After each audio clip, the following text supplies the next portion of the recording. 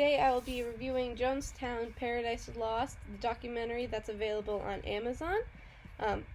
I'm reviewing this documentary to see how it defines the Jonestown cult and how it illustrates the fall of the cult and the events that happened.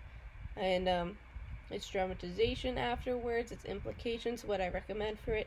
This is what that review is about. So, to start, some pros that I give to first, I recommend watching this documentary. Unfortunately, it does have some gruesome scenes as it leads up to a mass suicide, so there is that kind of forewarning that it has some shocking material, so I would say that's a con of the documentary.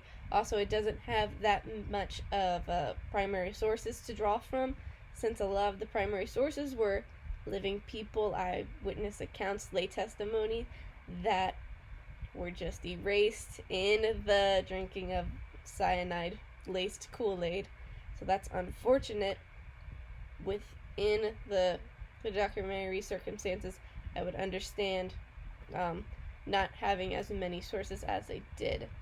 But continuing on with the review, I recommend it because it keeps the audience really engaged. It displays information chronologically.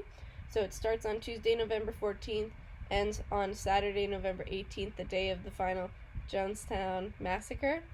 The way that the documentary builds tension is very engaging. The information that they use when they use it makes you want to keep watching, want to keep hearing more about some horrific thoughts, yet it's worth watching.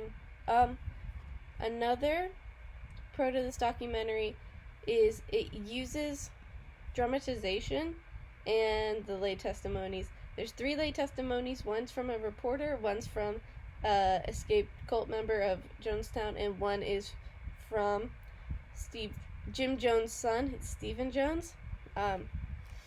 So while these people are giving their facts and their experiences of Jonestown and Jim Jones and the whole fall of the situation, the massacre, they're also